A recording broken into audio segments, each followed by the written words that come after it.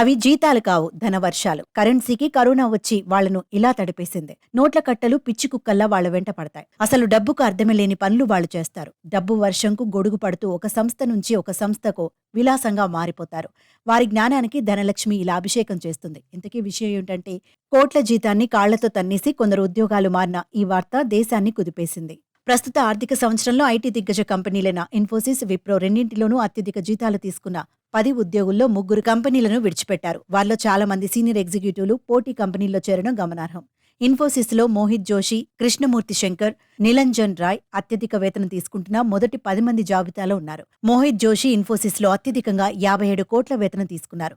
ప్రస్తుతం ఆయన టెక్ మహీంద్రాలో చేరారు. శంకర్ 13 కోట్ల జీతంతో కంపెనీ నుంచి రిటైర్మెంట్ తీసుకున్నారు. నిలంజన్ రాయ్ 10.6 కోట్ల జీతాన్ని తీసుకోగా ప్రస్తుతం ఎక్కడ పనిచేస్తుందనేది వెల్లడించలేదు. విప్రో నుంచి జతిన్ దలాల్ 8.9 కోట్లు, సత్య ఈశ్వరన్ 3.6 కోట్లు, హరిరాజా 3.3 కోట్ల జీతంతో బయటకు వెళ్లారు. జతిన్ దలాల్ ప్రస్తుతం గ్లోబల్ ఐటీ దిగ్గజ కాగ్నిజెంట్లో సీఎఫ్ఓగా ఉంటూనే విప్రోతో చట్టపరమైన వివాదాన్ని ఎదుర్కొంటున్నారు. Eswaran management consulting company Arthur D లిటిల్లో ఇండియా బిజినెస్ హెడ్గా, హరిరాజా ఎన్ఎస్ అండ్ యంగ్లో పార్ట్నర్గా చేరారు.